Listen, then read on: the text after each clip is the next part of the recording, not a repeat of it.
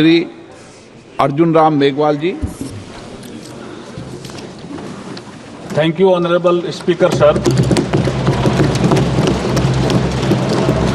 With your permission, I beg to move for leave to introduce the Constitution 129th Amendment Bill 2024, further to amend the Constitution of India। ये item number 18 में है और item number 19 में जैसे आपने कहा, Honorable Speaker, sir, with your permission, I wish to move for leave to introduce the Union Territories Laws Amendment Bill 2024, further to amend the Government of Union Territories Act 1963, the Government of National Capital Territory। आपण लोकसभेची दृश्य पाहतोय। आज one nation one election म्हणजेच एक देश एक निवडणूक हे महत्त्वाचं विधेयक आज इथे मांडलं जाणार आहे। त्या संदर्भातली चर्चा आपण पाहतोय। लीव मांग रहा हूं। Thank you sir. आपको मैं दूंगा। नॉट प्रॉपर एंड सेपरेट होगा, सेपरेट होगा, डिस्कशन होगा sir.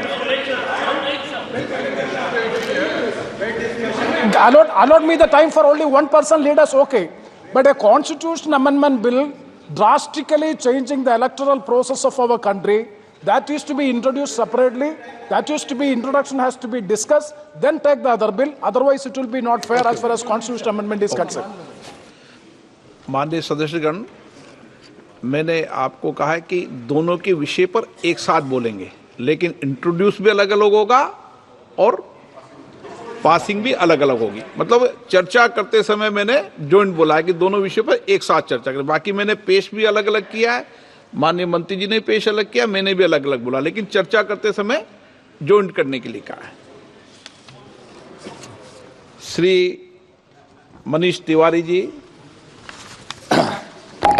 Thank you very much, Mr. Speaker, sir.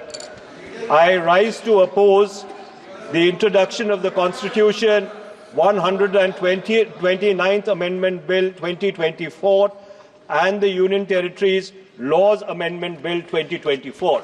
Mr. Speaker, sir, beyond the 7th schedule of the Constitution is the basic structure doctrine. And that basic structure doctrine spells out that there are certain features of the Indian Constitution which are beyond the amending power of this House also. One of the essential features is federalism and the structure of our democracy. And therefore, the bills which have been moved by the Honorable Minister of Law and Justice absolutely assault the basic structure of the Constitution and are beyond the legislative competence of this House, and therefore they need to be opposed ab initio, and the introduction of those bills have to be stopped. Number two, Mr. Speaker, sir, how is it possible under our constitutional scheme that the tenures of the state legislatures can be made subject to the tenure of the national legislature? That is completely an antithesis of the constitutional scheme. There is absolutely no way under the Indian constitutional scheme where the states are separate constituents and equal constituents, the term of the state legislatures can be made subject to the term of the national legislature. And my final point, Mr. Speaker, sir, India is a union of states.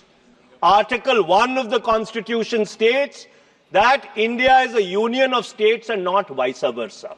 And so therefore, this excessive centralism, which is sought to be brought into existence by this bill, absolutely militates against the constitutional scheme in its essence, in its entirety, and in its very object. And therefore, Mr. Speaker, sir, I would once again like to urge this House that the introduction of the bill and the consideration of the bill, because of the basic structure doctrine enunciated by the Supreme Court in the Kesavanand Bharti case, is beyond the legislative competence of this House, and therefore this bill needs to be withdrawn immediately. Thank you, Mr. Speaker, sir.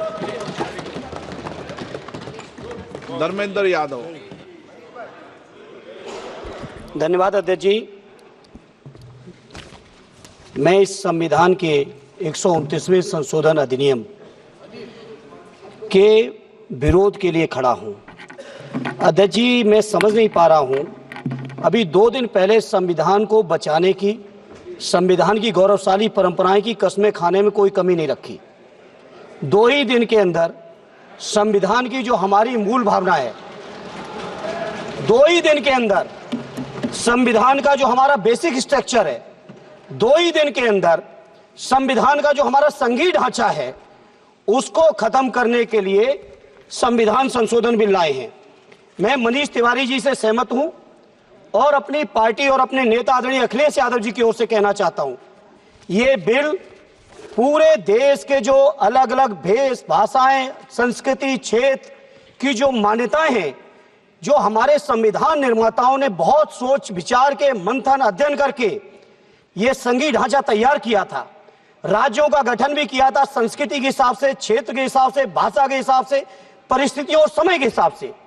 मैं नहीं समझता अध्यक्ष जी, मुझे कहने में कोई संकोच नहीं, उस समय के हमारे संविधान निर्माताओं से विद्वान, बाबा साहब भीमराव अंबेडकर से ज्यादा विद्वान इस सदन में अभी कोई नहीं बैठा, मुझे कहने में संकोच नहीं है। और ये संविधान की मूल भावना को खत्म करके कैसे तानाशाही के रास्ते निकाले जाएं, इसके अलावा कोई काम ही नहीं बचा है। आखिर ये मनीष तिवारी जी ने कहा, कहीं एक विधानसभा के चुनाव अगर कोई अविश्वास आता है, अगर बहुमत नहीं मिलता है, तो क्या पूरे देश का चुनाव कराओगे? पूरे देश का चुनाव कराओगे? और ये लोग एक देश, एक संविधान, एक चुनाव की बात करते हैं। जो लोग 8 विधानसभाएं भी एक साथ नहीं करा पाते हो, मौसम देख के तारीखें बदलते हो, वो लोग बात करते हैं एक देश एक चुनाव की। इसलिए अध्यक्ष जी, मैं अपनी पार्टी की ओर से, अपने नेता आदरणीय अखिलेश यादव जी की ओर से इस बिल का पुरजोर विरोध करता हूं और आपके माध्यम से देश के जनमानस से कहना चाहता हूं, ये भारतीय जनता पार्टी के लोग तानाशाही लाने के नित नए रास्ते लाते हैं। जो 8 विधानसभाओं का चुनाव एक साथ नहीं करा पाए, 4 राज्यों के चुनाव एक साथ नहीं करा पाए, वो पूरे देश की लोकसभा और सारे प्रांतों की विधानसभाएं एक साथ कराने की बात करते हैं। मैं पूछना चाहता हूं सरकार से, अगर एक प्रांत के अंदर सरकार गिरती है तो क्या पूरे देश की लोकसभा के चुनाव कराओगे? क्या अगर लोकसभा के चुनाव के चक्कर में उस प्रांत के लोग क्यों सफर करेंगे? अरे चर्चा कर लेना, अरे कुछ नहीं बचा है, कुछ नहीं बचा है आपके पास। अध्यक्ष जी, सदन को थोड़ा सा सिस्टम में लाएं।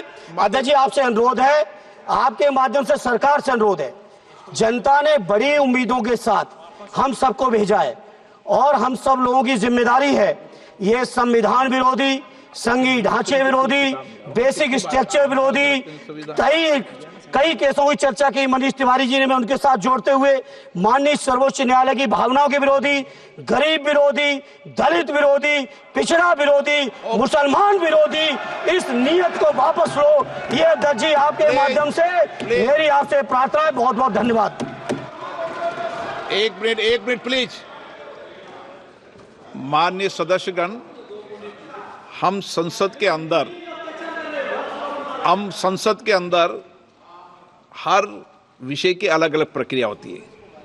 जब राष्ट्रपति भाषण होता है, जब बोलने की प्रक्रिया अलग होती है, संविधान पर उसकी 75 वर्ष की चर्चा पर जब विषय अलग होता है। आप जिस बिल का विधेयक पर विरोध कर रहे हैं, वो नियम 72 के तहत विरोध कर रहे हैं। तो मेरा आप सबसे आग्रह है कि हम संसद की मर्यादा, परंपरा, उसकी चर्चा को उच्च कोटि की बनाए, तो नियमों के तहत 72 में के परिप्रेक्ष्य में आप 1 मिनट प्लीज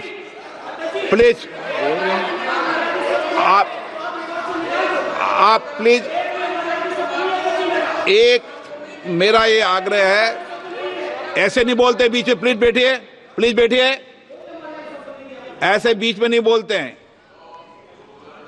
मैंने इसलिए आपसे कहा कि मैंने किसी को नहीं कहा कि मर्यादा बोली, मैंने कहा नियम 72 के तहत आप उस परिप्रेक्ष्य के अंदर बिल का विरोध करने का आपका अधिकार है, वह भी विधेयक की विधायी क्षमता लेजिस्लेटिव कॉम्पिटेंस के विषय पर, लेकिन विषय गंभीर है, इसलिए मैं सभी मान्य सदस्यों आगे बोल रहा हूं, उस परिप्रेक्ष्य के अंदर वो अपनी बात को कहें, संविधान की मर्यादाओं के अनुरूप अपनी बात कहें। मैं सभी मान्य सदस्यों को पर्याप्त अवसर दूंगा, पर जब बिल पर डिटेल चर्चा होगी तब आप जो भाषा बोल रहे हैं वह बोलने का अधिकार रहेगा।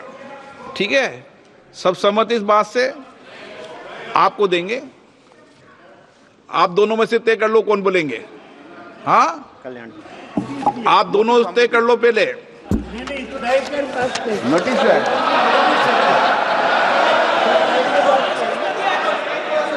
चलो मैं दोनों को 2-2 मिनट रख दूंगा। पहले Kalyan Banerjee. Under our constitutional scheme, the basic structure of constitution is in read in between the lines. This proposed bill hits the basic structure of the constitution itself. And if any bill, any act which hits the basic structure of the constitution, that is ultra-virus. And it is ultra-virus. Sir, proposed Article 83, Sub-Article 5 is just contrary to Article 83, Sub-Article 2. Just contrary. Either you keep 83.2 or you keep 83.5. Both cannot be kept. Both are inconsistent with each other. Then, sir, effect of proposed Article 82A, Sub-Article 3 simply establishes that tenure of state legislative assembly simply depending upon the tenure of the House of the People. It is not a doctrine of pleasure. Doctrine of pleasure is under Article 311 of the Constitution. But a mandate which has been given by the people of the country that state assemblies tenure will be depending upon the doctrine of pleasure of this house. How it can be? This is inconsistent. It cannot be accepted. Sir, we must remember this. State government and the state legislative assembly are not subordinate to the central government or to the parliament itself. This parliament is having the power to legislate law under the 7th schedule, list 1 and list 3. Similarly, state assembly is having the power to legislate law under the 7th schedule, list 2 and also list 3, subject to that it would not be contrary so far concurrent list is concerned. ABP माझा, उघडा डोळे बघा NEET.